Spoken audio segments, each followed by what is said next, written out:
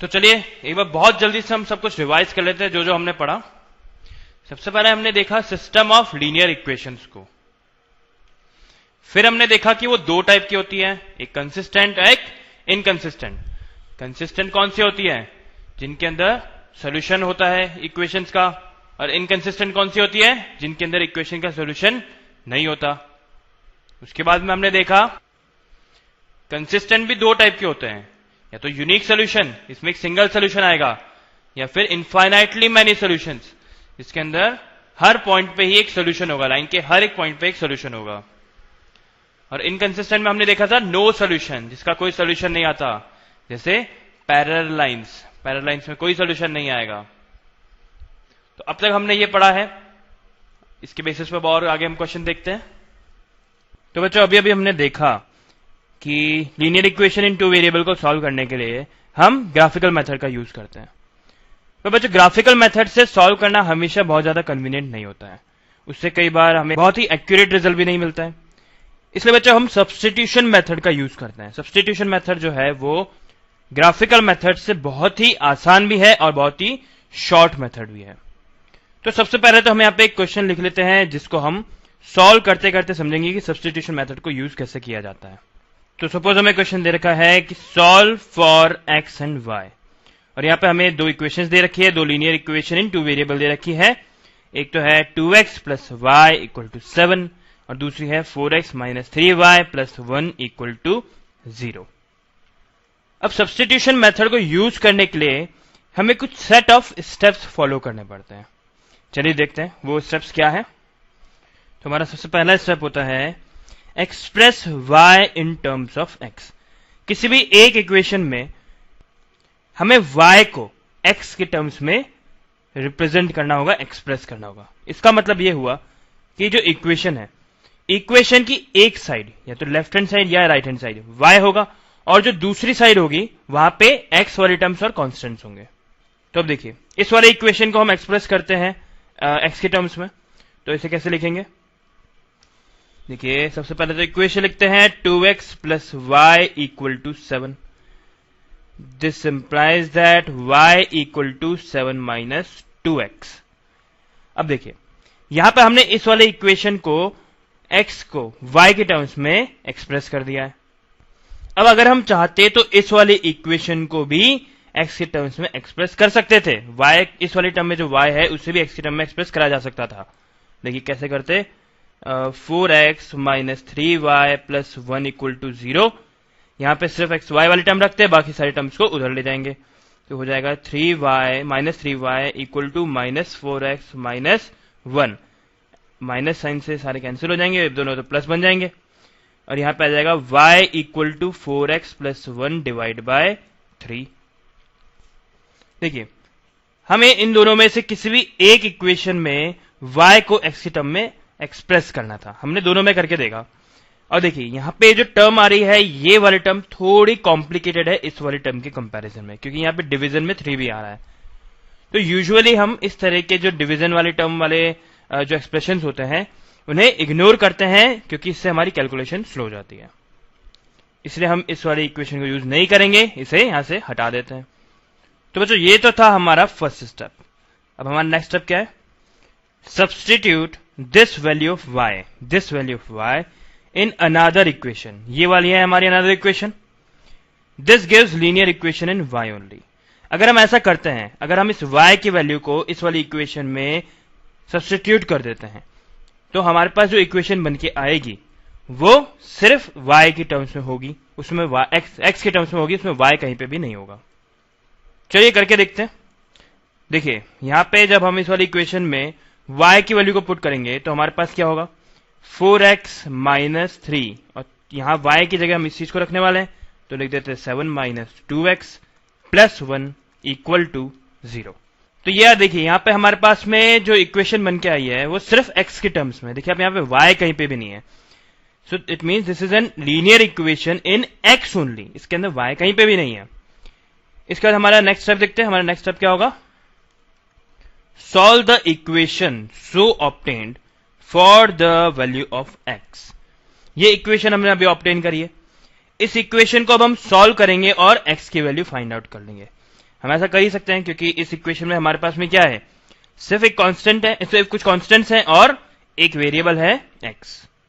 तो इस इक्वेशन को सॉल्व करने के लिए हम क्या करेंगे, ये जो ब्रैकेट है उसे ओपन करेंगे तो हमारे पास आ जाएगा 4x minus 3 into 7 is 21, minus minus मिलके हो जाएंगे प्लस, और 3 into 2 is 6x plus 1 equal to 0, and this implies that 4x और 6 ऐड होके बन जाएंगे 10x, माइनस 21 और प्लस 1 हो गए minus 20 equal to 0, and this implies that x equal to 20 by 10, और इसको सॉल्व करेंगे तो हमारे पास आ जाएगा x की वैल्यू 2। उसके बाद नेक्स्ट स्टेप होता है हमारा to determine value of y, substitute this value of x in any of the equation. अब देखिए ये जो x की वैल्यू 2 आई है हमारे पास, उसको इस वाली जो दोनों इक्वेशंस हैं इन दोनों में से किसी भी एक इक्वेशन में हम सब्स्टिट्यूट कर सकते हैं। चलिए इस वाली इक्वेशन में इसको सब्स्टिट्यूट कर देते हैं। तो देखिए अगर हम x की वैल्यू 2 को इस वाली इक्वेशन में सब्स्टिट्यूट करते हैं तो हमारे पास आ जाता है 2 into 2 plus Y equal to 7। This implies 2 into 2 4 हो जाएगा, 4 उधर चला जाएगा तो हमारे पास आ जाएगा y equal to 7 minus 4 which is equal to 3, and this is our answer. चलिए सब्स्टिट्यूशन मेथड पे एक और क्वेश्चन देखते हैं। Solve for x and y। हमें दो इक्वेशन दे रखी है, x plus Y equal to 0 and x minus 2y equal to 3। इन्हें हमें सॉल्व करना है यूजिंग सब्स्टिट्यूशन मेथड। तो चलिए करके देखते हैं। देखिए सबसे पहले इस इक्वेशन को देखते हैं। हमें क्या, हमारे पहला स्टेप क्या था कि हमें y को x की टर्म में एक्सप्रेस करना है किसी भी एक इक्वेशन में से। तो इस वाली इक्वेशन को देख के हम कह सकते हैं कि बहुत आसान लग रही है, तो इसी को यूज करते हैं। x plus Y equal to 0, this implies y equal to minus x। अब सेकेंड स्टेप क्या है, इस y की वैल्यू को दूसरी इक्वेशन में सब्स्टिट्यूट करना है। तो करके देखते हैं क्या आएगा, x minus 2 into minus X equal to 3। इस y की जगह क्या आ गया, माइनस x।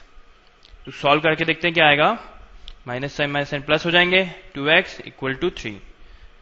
हमारा थर्ड स्टेप क्या था कि x की वैल्यू को इस इक्वेशन को सॉल्व करना है। x की वैल्यू के लिए इससे x की वैल्यू निकल जाएगी क्योंकि पूरी इक्वेशन सिर्फ x के टर्म्स में ही है। तो 2x plus x is 3x equal to 3। This implies x is equal to 3 upon 3 which is equal to 1।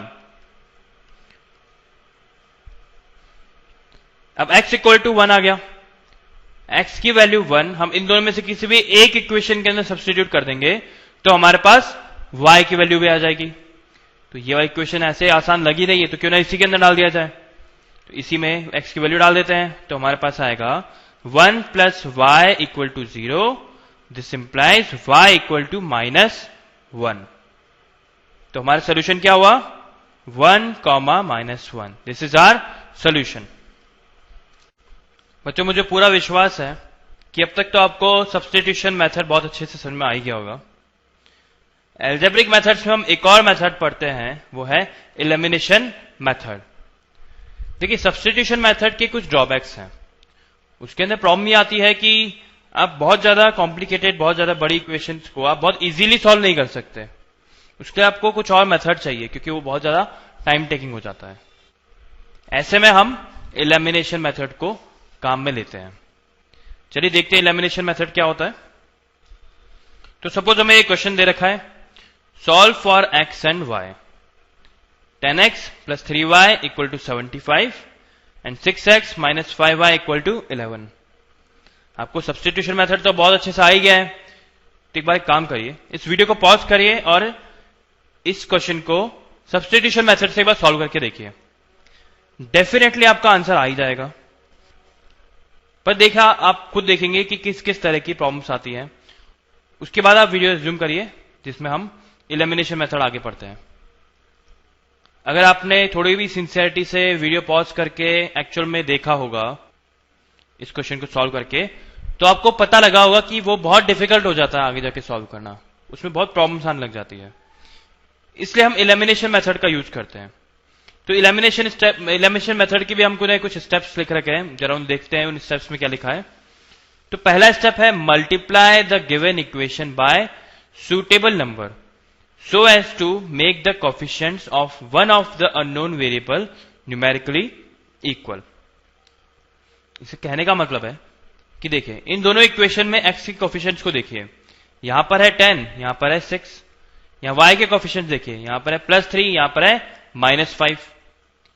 अगर हम कुछ ऐसा करें कि इस इक्वेशन को किसी नंबर से मल्टीप्लाई कर दें और इस इक्वेशन को भी किसी एक नंबर से मल्टीप्लाई कर दें, जिससे कि या तो x के कोफिशिएंट सेम हो जाए या y के कोफिशिएंट सेम हो जाए, हमें कुछ ऐसा करना है तो हम करके देखते हैं। देखिए इस इक्वेशन में अगर हम 10x + 3y = 75 को अगर हम 5 से मल्टीप्लाई कर दें और इसको 3 से मल्टीप्लाई कर दें तो देखिए क्या होता है, लिख के देखते हैं। 10x + 3y = 75। मैं क्या करना चाह रहा हूं, इस पूरी इक्वेशन को 5 से मल्टीप्लाई करना चाह रहा हूं, तो मैं यहां पर 5 से मल्टीप्लाई कर देता हूं और यहां पर भी 5 से मल्टीप्लाई करता हूं। क्या मैं ऐसा कर सकता हूं? ऑब्वियसली कर सकता हूं। ये 5 से 5 को कैंसिल करके वापस से ऐसी इक्वेशन बना देगा, इसका मतलब ये इक्वेशन मेरी वैलिड है। तो मैंने इसको 5 से मल्टीप्लाई करा तो मेरे पास आता है 50x प्लस 15y = 375। वैसे इस इक्वेशन को अब मैं 3 से मल्टीप्लाई करूंगा तो देखिए क्या आता है, 6x - 5y = 11। तो हम यहां दोनों साइड 3 से मल्टीप्लाई कर देते हैं, हमारे पास आता है 18x - 15y = 33। अब देखिए यहां x का कोफिशिएंट है 50, यहां x का कोफिशिएंट है 18, तो यहां y का कोफिशिएंट है 15 और यहां पर y का कोफिशिएंट है 15। इसका मतलब y का जो कोफिशिएंट है वो सेम हो गया, वही हम बनाना चाह रहे थे। Multiply the given equation by suitable number, तो हम ये सूटेबल नंबर हमारे लिए यहां पर था 5 इस इक्वेशन के लिए और इस इक्वेशन के लिए 3। So as to make the coefficient of one of the unknown variable numerically equal, तो ये न्यूमेरिकली इक्वल हो गया y के कोफिशिएंट, y का कोफिशिएंट इक्वल हो गया, x का कोफिशिएंट इक्वल नहीं हुआ। तो अब स्टेप 2 पे बढ़ते हैं। स्टेप 2 कहता है if the numerically equal coefficients are opposite in sign then add the new equations otherwise subtract them. देखिए वापस पढ़ते हैं, if the numerically equal coefficients, numerically equal coefficients कौन से हैं, ये 15 और ये 15, are opposite in sign, opposite in sign है, यहां प्लस है या माइनस है, then add the new equations, मतलब इस इक्वेशन को और इस इक्वेशन को ऐड कर दीजिए। मान लीजिए अगर ऐसा नहीं होता कि इन दोनों के जो साइंस हैं वो अपोजिट नहीं होते, सेम होते, तो हमें क्या करना होता, इन दोनों इक्वेशंस को सब्ट्रैक्ट करना होता है, ऐसा लिखा है यहां पर, अदरवाइज सब्ट्रैक्ट देम। तो अभी हमें इन दोनों को ऐड करना है, तो ऐड करके देखते हैं क्या आता है। 50x प्लस 15y, ये लिख दिया, इसमें ऐड करना है इसे, तो plus 18x minus 15y equal to 375 plus 33। ये कांस्टेंट जो है वो इस वाले कांस्टेंट से ऐड हो जाएगा। यहां देखिए 15y से 15y कैंसिल हो रहा है और इन दोनों को ऐड करेंगे तो क्या आएगा, 68x equal to 408। This implies x equal to 408 divide by 68।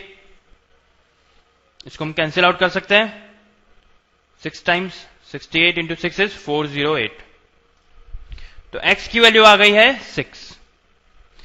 अब हमारा नेक्स्ट स्टेप देखते हैं। Step 3, value of one unknown will be calculated from the resulting equation, जो कि हो चुका है हमारा स्टेप। इस रिजल्टिंग इक्वेशन से हमने x की वैल्यू फाइंड कर ली which was 6। Substitute this value in any of the given equation. हमें दो इक्वेशन दे रखी है, अब हमें कहा जा रहा है कि इस x की वैल्यू को इन दोनों में से किसी भी एक वैल्यू के अंदर, किसी भी एक इक्वेशन के अंदर सब्स्टिट्यूट कर दीजिए। उससे क्या होगा, हमारे पास दूसरा जो वेरिएबल है यानी कि y, उसकी वैल्यू आ जाएगी। तो देखिए इक्वेशन थोड़ी छोटी दिख रही है, इसके अंदर हम वैल्यू डाल देते हैं, तो हमारे पास क्या आएगा, 6x minus 5y equal to 11। ये हमारी इक्वेशन थी, यहां पर हमने x की वैल्यू 6 रखी, तो हमारे पास आ गया 6 into 6 minus 5y equal to 11। 36 minus 5y equal to 11. This implies minus 5y equal to 11 minus 36, which is equal to minus 25. Minus 25 minus sign minus cancel हो जाएगा, 5 से 25 कैंसिल हो जाएगा, तो y इक्वल आ जाएगा 5 के। तो दिस इज आवर आंसर। तो देखिए आपको लग ही रहा होगा कि एलिमिनेशन मेथड जो है वो सब्स्टिट्यूशन मेथड से बहुत आसान है। चलिए इस पे एक और क्वेश्चन करके देखते हैं। तो हमारा अगला क्वेश्चन है 11x plus 15y plus 23 equal to 0 and 7x minus 2y minus 20 equal to 0। Solve for x and y। हमें x और y की वैल्यू निकालनी है। तो करते हैं इसे। पहले इक्वेशंस लिख लेते हैं। 11x plus 15y plus 23 equal to 0 and 7x minus 2y minus 20 equal to 0। अब देखिए अगर हम इस इक्वेशन को 2 से मल्टीप्लाई करें और इस इक्वेशन को 15 से मल्टीप्लाई करें तो क्या होगा, करके देखते हैं। इसको तो मल्टीप्लाई करना है 2 से और इसे मल्टीप्लाई करना है 15 से। तो we get 22x plus 30y plus 46 equal to 0 and 7 into 15 is 105x minus 30y minus 300 equal to 0। अब देखिए अगर मैं इन दोनों इक्वेशंस को ऐड कर देता हूं तो ये दोनों एक दूसरे को कैंसिल आउट कर देंगे। ठीक है, मैं इन दोनों इक्वेशन को ऐड कर देता हूं तो यहां क्या आएगा 127x, ये दोनों कैंसिल हो जाएंगे और यहां क्या आएगा minus 234 equal to 0। This implies x equal to 234 divide by 127, sorry यहां पे 154 आएगा।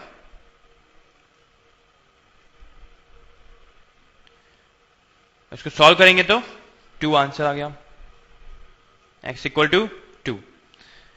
अब इन दोनों में से किसी भी इक्वेशन में x की वैल्यू हम 2 रख देते हैं। चलिए इस वाली में रख देते हैं। तो हमारे पास क्या आया 7x minus 2y minus 20 equal to 0। x की वैल्यू रख दी 2, तो 7 into 2 minus 2y minus 20 equal to 0। 14 minus 2y minus 20 equal to 0। इसको आगे सॉल्व करेंगे तो minus 2y minus 6 equal to 0। This implies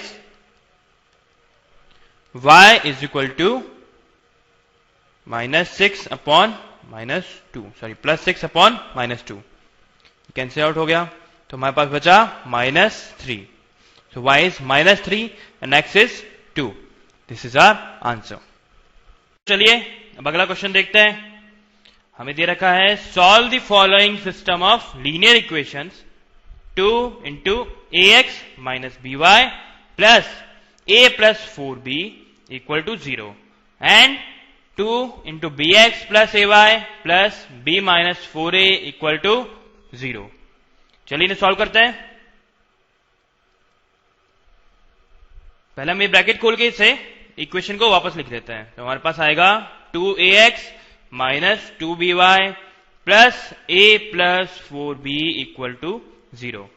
वैसे इस इक्वेशन को भी लिखते हैं तो हमारे पास आएगा 2bx plus 2ay plus b minus 4a equal to 0।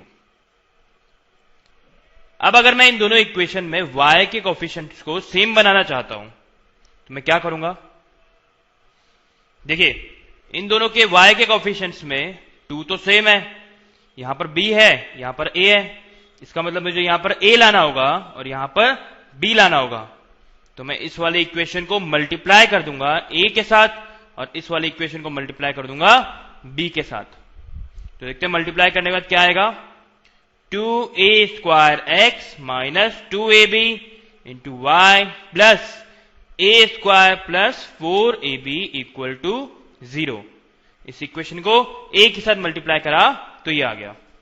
अब इस वाले इक्वेशन को नीचे वाले इक्वेशन को b से मल्टीप्लाई कर देते हैं तो मेरे पास आएगा 2b square x plus 2aby plus B square minus 4ab equal to 0। अब अगर मैं इन दोनों इक्वेशंस को ऐड कर दूं, क्योंकि y के कोफिशिएंट तो सेम है पर उनके साइन अपोजिट है, तो मैं इन दोनों इक्वेशंस को क्या करूंगा, ऐड करूंगा।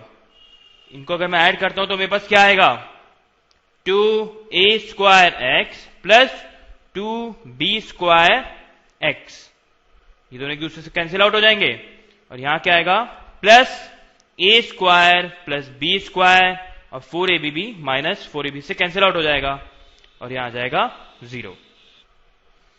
अब देखिए यहां पर इन दोनों टर्म्स में x और 2 कॉमन आ रहा है, बाहर निकाल लेते हैं।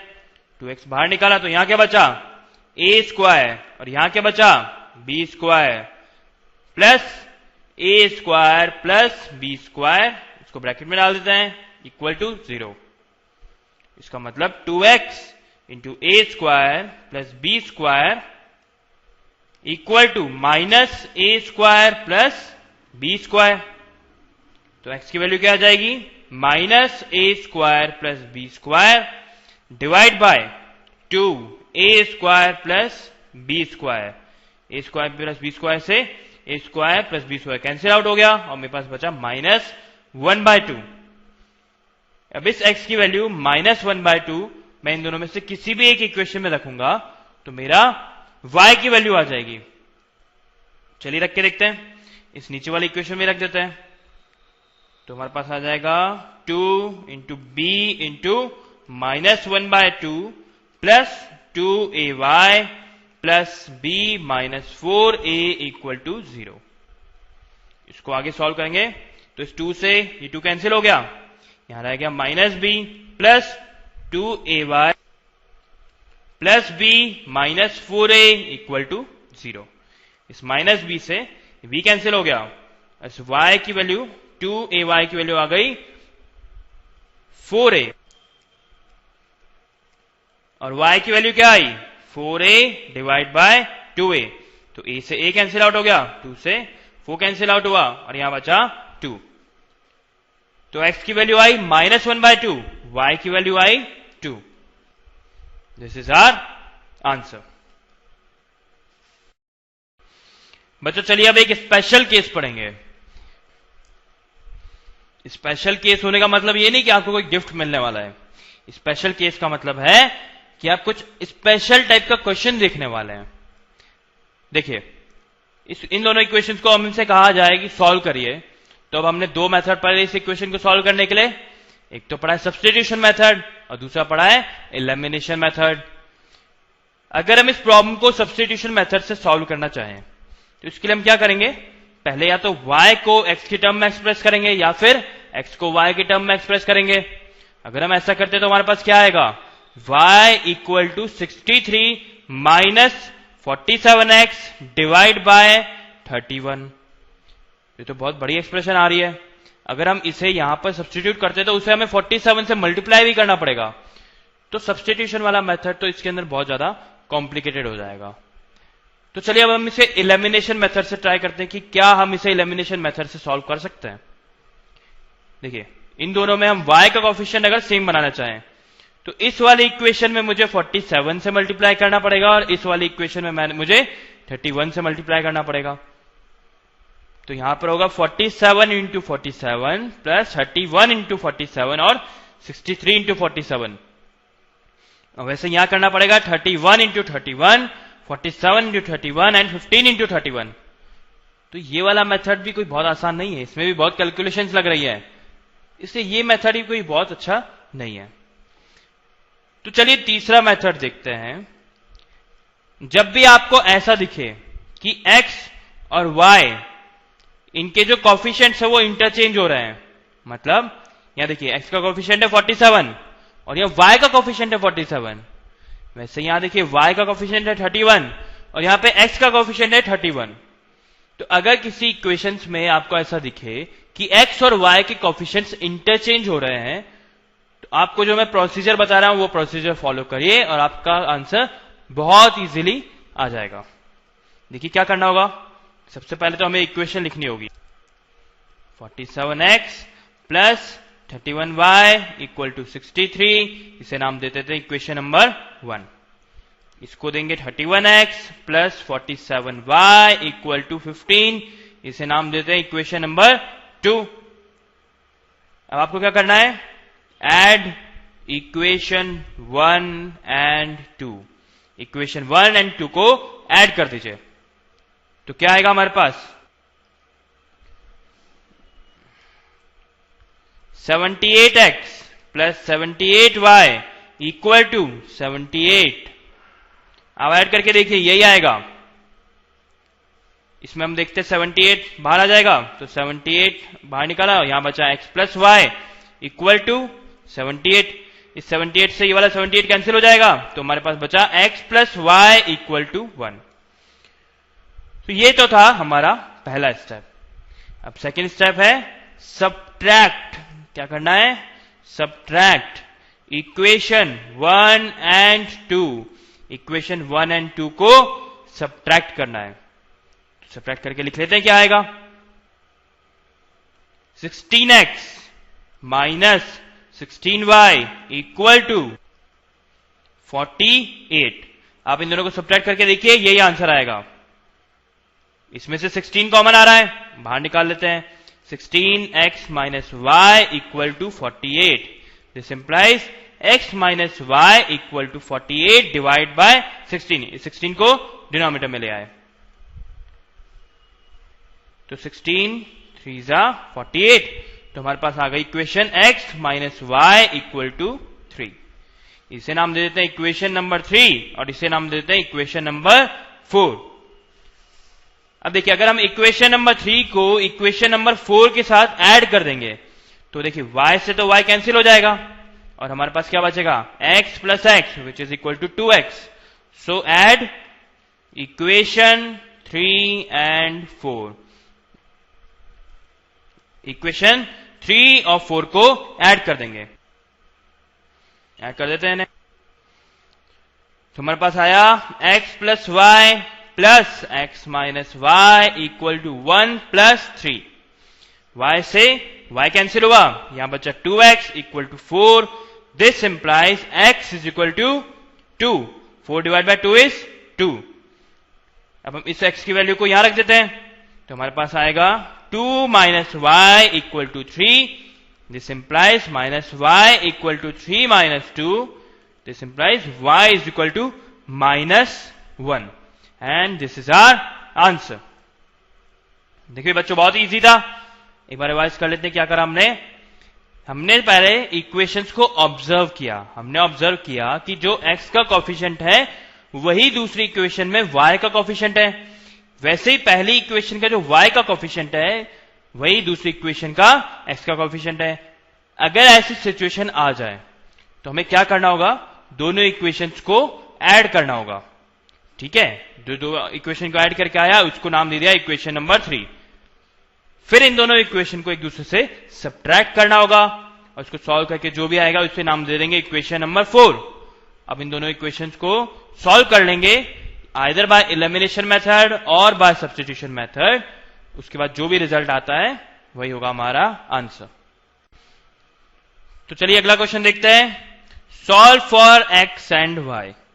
x एंड y के लिए हमें सॉल्व करना है। हमें दे रखा है 2x plus y upon x y equal to 6 and 4x minus 5y upon x y equal to minus 3। तो इसको कैसे सॉल्व करेंगे, आप सोच रहे होंगे यहां पर तो x है एक वेरिएबल, y एक वेरिएबल और एक्स वाई भी है, वही तो मिलकर एक नया वेरिएबल बना रहा होगा, ऑफ कोर्स बना रहा होगा। इसको हम एक ट्रिक से सॉल्व करेंगे, देखते हैं वो ट्रिक क्या है। इसको सॉल्व करते हैं। देखिए पहले इस इक्वेशन को लेके चलते हैं, 2x plus 5y upon x y equal to 6। तो इसको हम लिख सकते हैं 2x upon x y plus 5y upon x y, अलग अलग कर लिया दोनों को। 2x upon x y plus 5y upon x y equal to 6, ऐसा हम लिख सकते हैं, इसे बिल्कुल लिख सकते हैं।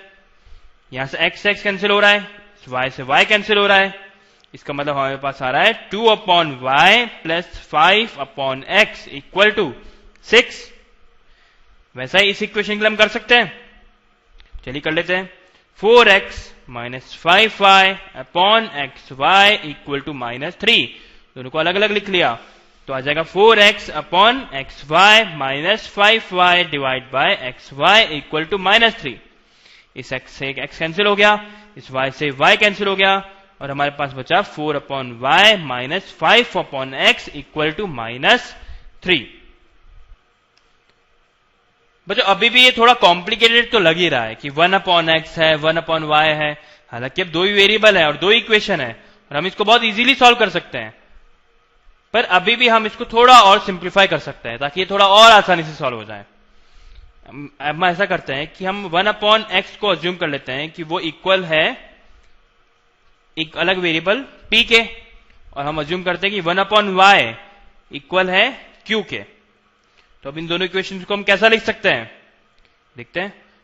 1 अपॉन वाई को हम लिखेंगे q, तो यहां आ जाएगा 2q, प्लस 1 अपॉन एक्स को लिखेंगे p, तो यहां आ जाएगा 5p equal to 6।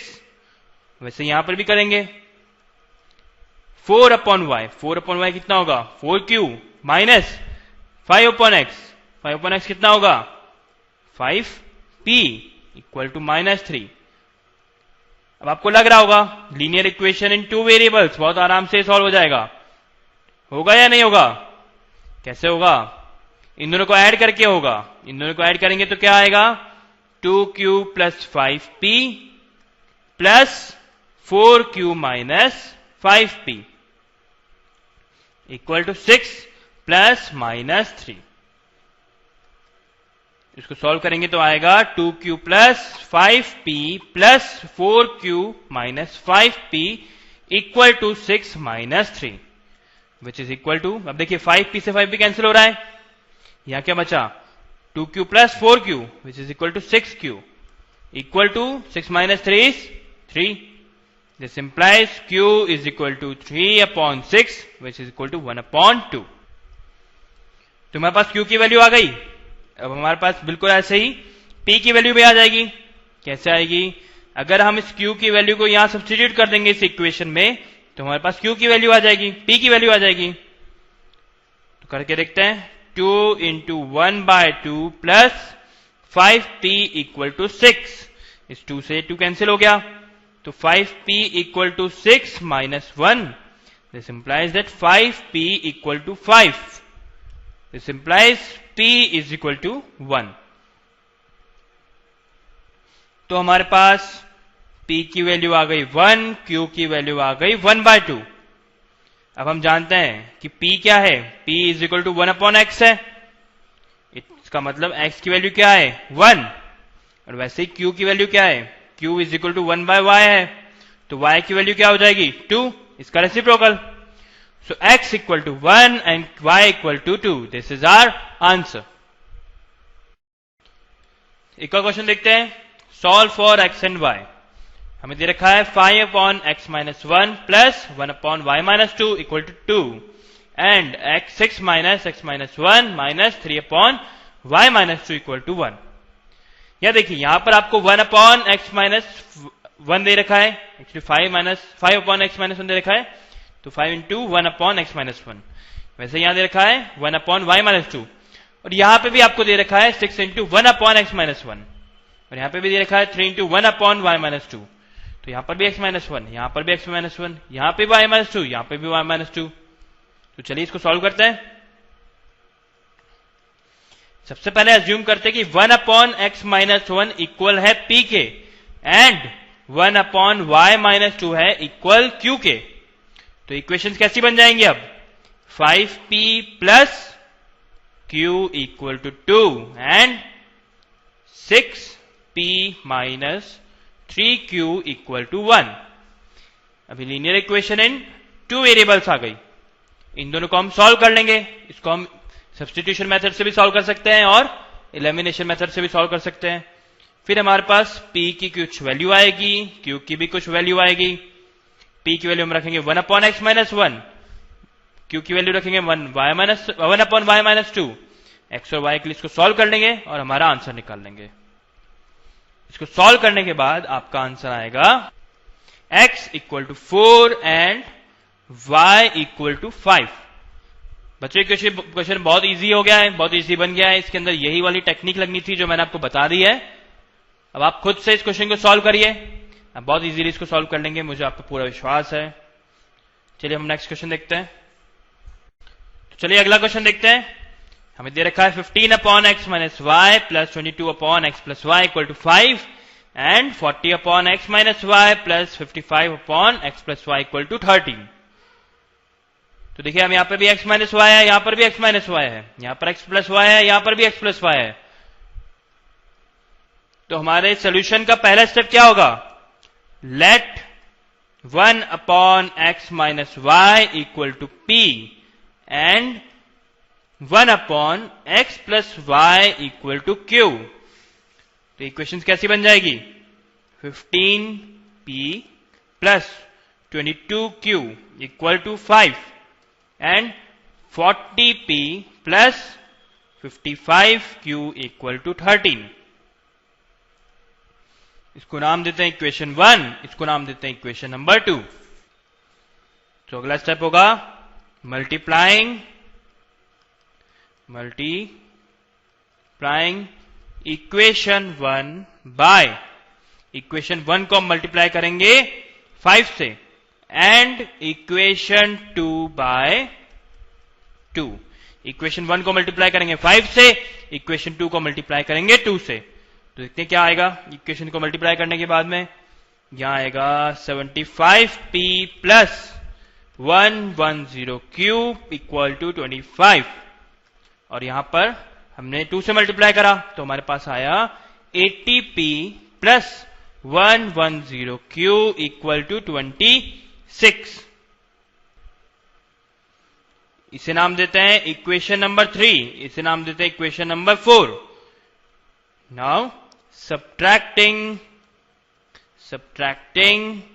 Equation 2 by equation 4। Equation 2 को इक्वेशन 4 से सब्ट्रैक्ट कर देंगे। क्यों? क्योंकि यहां पे भी 110q आ रहा है, यहां पे भी 110q आ रहा है। ये दोनों एक दूसरे को कैंसिल आउट कर देंगे और हमारे पास बच जाएगा सिर्फ p। तो इस इक्वेशन को इक्वेशन 3 बाय 4, इक्वेशन 3 को 4 से सब्ट्रैक्ट करेंगे तो क्या आएगा? 75p माइनस 80p और ये दोनों कैंसिल आउट हो गए equal to 25 minus 26। This implies minus 5p equal to minus 1। This implies p equal to 1 upon 5। p की वैल्यू तो आ गई हमारे पास 1 अपॉन 5। q की वैल्यू भी निकाल सकते हैं। कैसे निकालेंगे?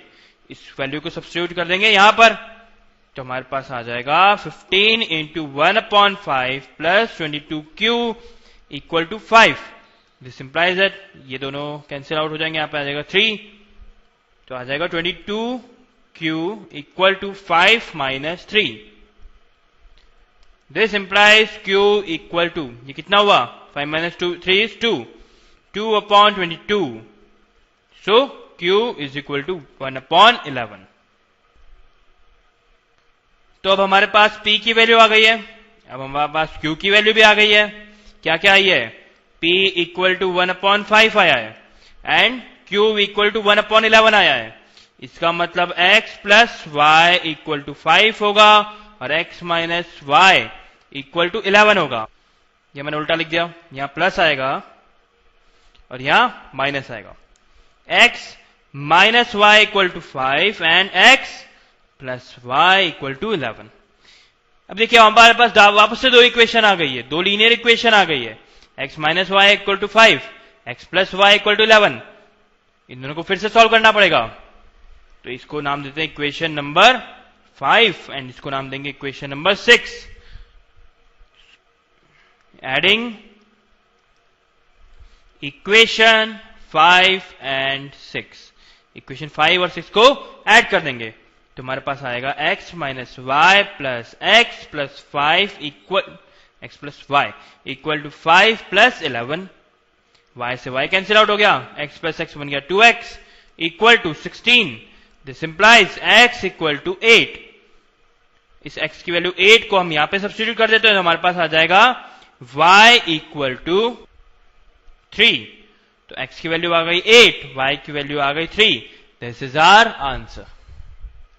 तो बच्चों अब हम फोर्थ मेथड पढ़ने जा रहे हैं किसी भी system of simultaneous linear equation को सॉल्व करने का। This is method of cross multiplication. Method of cross multiplication. तो सपोज हमें दो इक्वेशन दे रखी है, 2x plus 3y equal to 17 and 3x minus 2y equal to 6। तो method of cross multiplication use करने के लिए जो हमारा फर्स्ट स्टेप है वो क्या होगा कि या तो लेफ्ट हैंड साइड या राइट हैंड साइड जीरो लेके आना होगा। क्या लाना होगा? जीरो। इधर हम जीरो कैसे ला सकते हैं? अगर हम 17 को इधर शिफ्ट कर दे तो हमारे पास जीरो आ जाएगा। तो हम इसको लिखेंगे 2x plus 3y minus 17 equal to 0। वैसे इसमें भी करेंगे तो हमारे इसको लिखना पड़ेगा 3x minus 2y minus 6 equal to 0। ये हुआ हमारा फर्स्ट स्टेप कि या तो राइट हैंड साइड या लेफ्ट हैंड साइड जीरो लेके आना होता है, तो हम राइट हैंड साइड जीरो ले आए। अब सेकेंड स्टेप में आपको यहां लिखना होगा x, यहां लिखना होगा माइनस y और यहां लिखना होगा आपको 1। यहां डिवाइड साइन, यहां डिवाइड साइन और यहां भी डिवाइड साइन और इधर इक्वल टू साइन लगेगा। ऐसा स्ट्रक्चर आपको बनाना पड़ेगा। आप सोचेंगे ऐसा क्यों कर रहे हैं, अभी आपको सब समझ में आ जाएगा। बस आप देखते जाइए और समझते जाइए कैसे कर रहे हैं। यहां लिखा x, यहां लिखा माइनस y, यहां लिखा 1। अब इस x के नीचे यहां पे हम लिखेंगे y के कोफिशिएंट्स। x के नीचे लिखेंगे y के कोफिशिएंट्स। y के कोफिशिएंट्स क्या है? Plus 3 and minus 2। माइनस 2 होगा या 2 होगा? माइनस 2 होगा। 3 और माइनस 2। और यहां लिखेंगे हम कांस्टेंट टर्म। ये कांस्टेंट टर्म वो क्या है? माइनस 17 है और माइनस 6 है। अब इस माइनस y के नीचे लिखेंगे हम यहां पे x के कोफिशिएंट। देखिए यहां तो लिखा था y के कोफिशिएंट, x के नीचे लिखा था y के कोफिशिएंट और y के नीचे लिखेंगे यहां पे x के कोफिशिएंट। x के कोफिशिएंट क्या है? 2 और 3। तो 2 और 3 यहां लिख दिया और यहां पे वापस से कांस्टेंट लिख देंगे। कांस्टेंट कितने हैं? माइनस 17 है और माइनस 6 है। अब इस 1 के नीचे क्या लिखेंगे? 1 के नीचे यहां तो लिखेंगे x के कोफिशिएंट और यहां लिखेंगे y के कोफिशिएंट। तो x के कोफिशिएंट 2 और 3 और y के कोफिशिएंट है 3 और माइनस 2। अब हमारा अगला स्टेप क्या होगा देखते हैं। अगले स्टेप में क्या करेंगे? अगले स्टेप में वापस लिखते हैं x upon equal to y minus y upon equal to 1 upon. यहां पे देखिए क्या करेंगे। अब हम 3 को माइनस 6 से मल्टीप्लाई करेंगे। 3 को माइनस 6 से मल्टीप्लाई करेंगे। वैसे यहां क्या करेंगे? 2 को माइनस 6 से मल्टीप्लाई करेंगे। वैसे यहां करेंगे 2 को माइनस 2 से मल्टीप्लाई करेंगे। तो हमारे पास आ जाएगा 3 इंटू माइनस 6, 3 इंटू माइनस 6। यहां आ जाएगा 2 इंटू माइनस 6 और यहां आ जाएगा 2 इंटू माइनस 2। अब नेक्स्ट स्टेप क्या होगा? यहां माइनस साइन लगाइए, यहां माइनस साइन लगाइए और यहां माइनस साइन लगाइए। फिर माइनस 2 को माइनस 17 से मल्टीप्लाई करिए। यहां पर 3 को माइनस 17 से मल्टीप्लाई करिए और यहां पर 3 को 3 से मल्टीप्लाई करिए। तो आएगा हमारे पास माइनस 2 इंटू माइनस 17। यहां आएगा हमारे पास माइनस 17 इंटू 3 और यहां आएगा हमारे पास 3 इंटू 3। इसको सॉल्व करेंगे तो हमारे पास आएगा x अपॉन माइनस 18 और यहां माइनस माइनस प्लस हो जाएगा तो यहां पे माइनस 34 आ जाएगा। ये माइनस एज इट इज आएगा और माइनस 2 और माइनस 17 मल्टीप्लाई होकर आएंगे 34 और यहां आएगा minus y upon 2 into minus 6 तो माइनस 12 आ गया और ये माइनस प्लस हो जाएंगे तो प्लस 17 इंटू 3 इक्वल टू 51 और यहां पर आ जाएगा 1 upon 2 into minus 2 is minus 4 and minus 3 3 into 3 is 9 तो यहां गया 9। तो और देखते हैं आगे इसको सॉल्व करने के बाद क्या आ रहा है। x upon minus 52 equal to minus y upon 39 equal to 1 upon minus 13। तो देखिए x अपॉन माइनस 52 इक्वल है 1 अपॉन माइनस 13 के। तो हम लिख सकते हैं x upon minus 52 equal to 1 upon minus 13 और देखिए माइनस y अपॉन 39 इक्वल है 1 अपॉन माइनस 13 के। तो -y/39 इक्वल है 1/-13 के। तो यहां से हम x निकाल सकते हैं और यहां से हम y निकाल सकते हैं। निकाल के देखते हैं। x इक्वल टू -52/-13, माइनस से माइनस कैंसिल, एंड 13 4 जा 52 आता है, तो x की वैल्यू आ गई 4। वैसे y की वैल्यू निकाल सकते हैं। -y equal to 39/-13। ये माइनस और ये माइनस प्लस हो जाएंगे, तो हमारे पास आ जाएगा y equal to 39/13 which is equal to 3। So x की वैल्यू आ गई 4, y की वैल्यू आ गई 3। बच्चों ये मेथड थोड़ा कॉम्प्लिकेटेड लगता है बच्चों को, कॉम्प्लिकेटेड है भी, एक्चुअल में थोड़ा कंफ्यूजिंग है, कॉम्प्लिकेशन से ज्यादा इसमें थोड़ा कंफ्यूजन रहता है। इसलिए इसको एक और बार देख लेते हैं कि हमने क्या क्या स्टेप फॉलो करे थे। सबसे पहले हमें इक्वेशन दे रखी थी 2, उन दोनों इक्वेशंस में हमने क्या किया, सारी टर्म्स को एक साइड ले गए जिससे दूसरी साइड 0 बन गया। तो यहां गए 0, आरएचएस में हमारे पास आ गया 0 दोनों इक्वेशंस में। उसके बाद हमने लिखा x upon -y upon 1 upon, तो x के नीचे y के कोफिशिएंट लिखे पहले और कांस्टेंट लिखे, -y के नीचे x के कोफिशिएंट लिखे और कांस्टेंट लिखे, 1 के नीचे x के कोफिशिएंट लिखे, y के कोफिशिएंट लिखे। उसके बाद हमने वापस लिखा x upon -y upon 1 upon, और फिर 3 को -6 से मल्टीप्लाई करके लिखा, 2 को -6 से मल्टीप्लाई करके लिखा, 2 को -2 से मल्टीप्लाई करके लिखा। उसके बाद सब में माइनस साइन लगाया, फिर हमने 3 को -6 से मल्टीप्लाई करके लिखा, सॉरी -2 को -17 से मल्टीप्लाई करके लिखा। देखिए बच्चों मैं भी कंफ्यूज हो गया, ऐसा आप भी कंफ्यूज हो सकते हैं, इसलिए ध्यान से देखिए। -2 को -17 से मल्टीप्लाई करके लिखा, फिर 3 को -17 से मल्टीप्लाई करके लिखा, और 3 को 3 से मल्टीप्लाई करके लिखा। उसके बाद कुछ नहीं करा, उसके बाद बड़ी आसानी से इसे सॉल्व करा, तो हमारे पास आया x अपॉन -52 -y अपॉन 39 और 1 अपॉन -13। तो x अपॉन -52 इक्वल है 1 अपॉन -13 को, तो इसको अलग लिख लिया। वैसे -y अपॉन 39 इक्वल है 1 अपॉन -13 के, इसको भी अलग लिख लिया। तो x की वैल्यू आ गई सॉल्व करने के बाद 4, y की वैल्यू आ गई सॉल्व करने के बाद 3। Then this is our answer. बच्चों मैं इंसिस्ट करूंगा कि आप वापस से इसे रिवाइंड करके देखिए, क्योंकि बहुत इंपॉर्टेंट है और बहुत ही कंफ्यूजिंग है। तो बच्चों इसका एक छोटा सा डेरिवेशन है मेथड ऑफ क्रॉस मल्टीप्लिकेशन का, वो हम देख लेते हैं।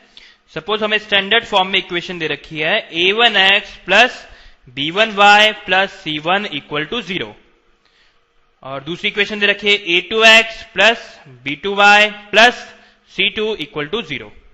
तो जो हम फर्स्ट स्टेप करते हैं वो तो ऑलरेडी हो रहा है, राइट हैंड साइड में 0 है ही सही।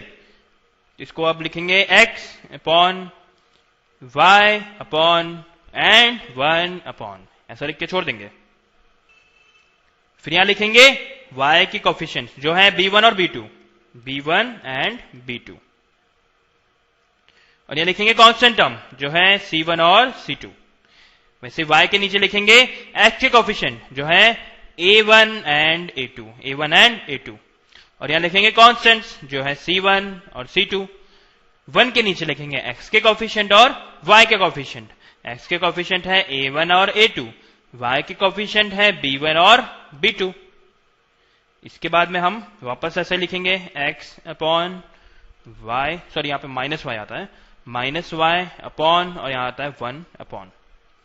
तो b1 को c2 से मल्टीप्लाई करेंगे, a1 को c2 से मल्टीप्लाई करेंगे, a1 को b2 से मल्टीप्लाई करेंगे, और इसको यहां लिख देंगे b1 c2 a1 c2 a1 b2, यहां माइनस साइन, यहां माइनस साइन, यहां माइनस साइन। इसके बाद b2 को c1 से मल्टीप्लाई करेंगे, a2 को c1 से मल्टीप्लाई करेंगे, और a2 को b1 से मल्टीप्लाई करेंगे। तो हमारे पास आ जाएगा b2 c1, यहां पे आएगा a2 c1, और यहां आएगा a2 b1। तो इसका मतलब x अपॉन b1 c2 minus b2 c1 is equal to 1 upon a1 b2 minus a2 b1, और वैसे ही -y upon A1C2 minus A2C1 is equal to 1 upon A1B2 minus A2B1। इसके लिए सॉल्व करेंगे तो आएगा B1C2 minus B2C1 upon A1B2 minus A2B1। और वैसे ही y equal to A2C1 minus A1C2, मैंने माइनस से नीचे ले गया, यहां माइनस हो गया, प्लस हो गया और यहां पे प्लस हो गया, divide by A1B2 minus A2B1। These are the values of x and y। कई बच्चे ऐसा करते हैं कि इस फॉर्मूले को डायरेक्ट याद कर लेते हैं और इसमें B1, C2, B2, C1, A1, B2 इन सबकी वैल्यूज पुट कर देते हैं और उनका आंसर आ जाता है। आप चाहे तो ऐसा भी कर सकते हैं, पर ये फॉर्मूला इतना बड़ा है कि इसको याद रखना बहुत आसान काम नहीं है, इसीलिए हम इतना लंबा ये जो मेथड हमने सीखा है वो यूज करते हैं। इसको अप्लाई करना तो बड़ा आसान है, इस फॉर्मूले को याद करना थोड़ा मुश्किल है, मगर इस फॉर्मूले को अप्लाई करना थोड़ा आसान पड़ता है, इसलिए हम इसी को यूज करते हैं। इसमें एक बात और है याद रखने की, एक और बात है ध्यान रखने की, हमेशा B1 और C2 ऊपर से नीचे आए, नीचे से ऊपर ना जाए। जो सबसे पहला मल्टीप्लीकेशन जो हम लिखते हैं वो हमेशा ऊपर से नीचे वाला होना चाहिए, नीचे से ऊपर वाला ना कर दें। बच्चे कई बार ऐसे ओवर स्मार्ट बन जाते हैं और ऐसा कर देते हैं और फिर उनका आंसर गलत आ जाता है। तो हमेशा याद रखें, हमेशा ऊपर से नीचे आना है, ऊपर से नीचे आना है, ऊपर से नीचे आना है।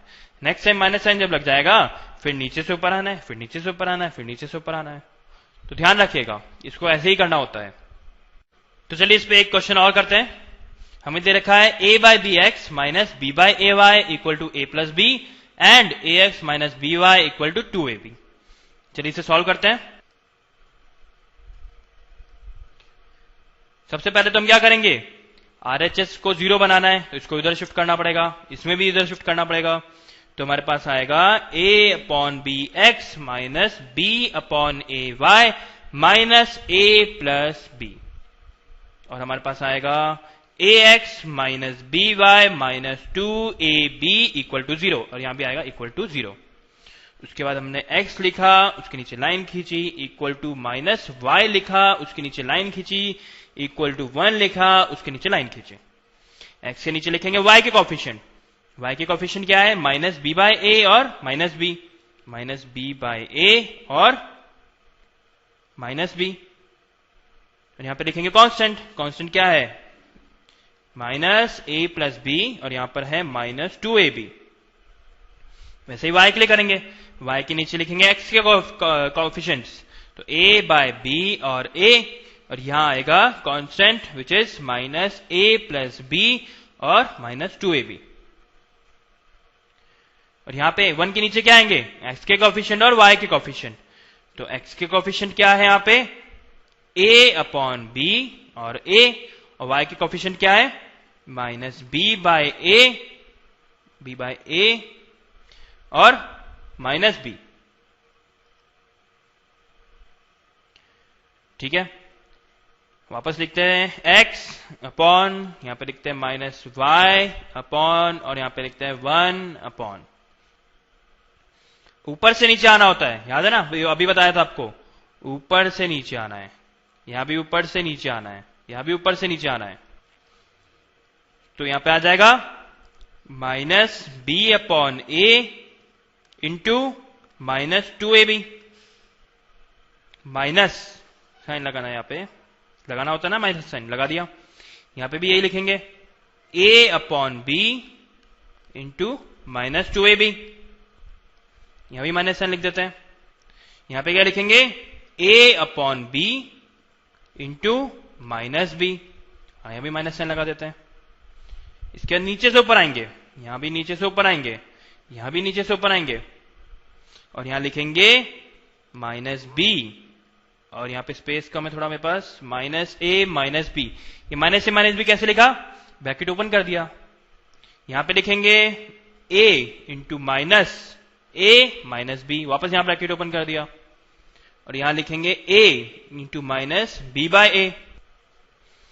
अब देखिए इस a से a कैंसिल हो गया, इस b से ये b कैंसिल हो गया और इस b से ये b कैंसिल हो गया, तो हमारे पास क्या बचा, x अपॉन माइनस और माइनस प्लस हो जाएंगे, तो यहां आ जाएगा 2b स्क्वायर। अब यहां माइनस साइन है और यहां माइनस साइन है, तो ये माइनस माइनस तो प्लस हो जाएंगे, और ये b जो है वो माइनस a से और माइनस b से मल्टीप्लाई हो जाएगा, तो हमारे पास आ जाएगा minus a b minus b square equal to minus y लिखा divide by minus 2a square, और ये माइनस से जब अंदर जाएगा तो आ जाएगा plus a square plus a b equal to 1 upon, यहां क्या आ रहा है a, माइनस से आ रहा है माइनस a, और यहां क्या आ रहा है, इस a से तो ये कैंसिल हो गया, और प्लस b, ये माइनस और माइनस प्लस हो गया, प्लस b आ गया। इसको आगे देखते हैं, तो यहां तो आ गया हमारे पास x upon 2b square minus b square, तो यहां आ जाएगा b square minus a b equal to minus y upon minus a square plus a b equal to 1 upon minus a plus b। इसका मतलब x अपॉन, इसमें से b common निकाल लेते हैं, b minus a equal to 1 upon minus a plus b, और इसको लिखेंगे माइनस y अपॉन, यहां से a कॉमन निकल रहा है, तो a minus a plus b equal to 1 upon minus a plus b। इसको सॉल्व करेंगे तो हमारे पास आएगा x इक्वल टू, अब देखिए ये वाली टर्म इससे कैंसिल हो रही है, कर देते हैं इसे, और ये b ऊपर चला जाएगा तो x इक्वल टू b आ गया, और यहां पर माइनस y इक्वल टू, ये भी यहां पर भी कैंसिल हो रहा है, इसको कैंसिल कर रहा है, तो माइनस y आया हमारे पास a, it means x equal to b and y equal to minus a। This is our answer. तो चलिए एक क्वेश्चन और करते हैं, क्रॉस मल्टीप्लीकेशन मेथड। हमें दे रखा है 3x minus 5y equal to 1, तो 1 को इधर ले आएंगे, तो माइनस 1 इक्वल टू 0, यहां पे भी ऐसा ही करेंगे, तो आएगा 6x minus 10y minus 7 equal to 0। इसके बाद हम क्या करते हैं, यहां x लिखते हैं, यहां माइनस y लिखते हैं, और यहां 1 लिखते हैं, बीच में इक्वल टू साइन लगाते हैं, और इन दोनों तीनों के बीच नीचे ऐसे लाइन ड्रॉ कर देते हैं। इसके बाद x के नीचे लिखते हैं y के कोफिशिएंट जो है minus 5 and minus 10, minus 5 and minus 10, और लिखेंगे कॉन्स्टेंट्स, तो माइनस 1 एंड माइनस 7, और माइनस y के नीचे लिखेंगे x के कोफिशिएंट, तो 3 एंड 6, और यहां लिखेंगे माइनस 1 एंड माइनस 7, और 1 के नीचे क्या लिखेंगे, x के कोफिशिएंट और y के कोफिशिएंट, तो यहां आएगा 3 और यहां आएगा 6, और इधर आएगा माइनस 5 और इधर आएगा माइनस 10।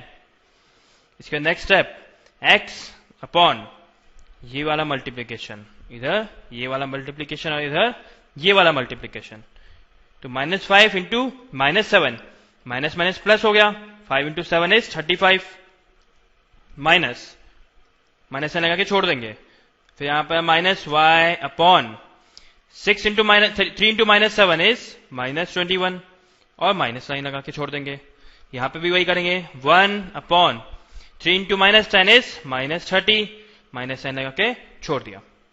इधर देखिए यहां फिर इसको ऐसे मल्टीप्लाई करेंगे, तो minus 10 into minus 1, minus minus plus हो गया, 10 इंटू 1 इज 10, यहां क्या करेंगे 6 into minus 1, 6 into minus 1 is minus 6, और यहां क्या करेंगे 6 इंटू माइनस 5 इज माइनस 30।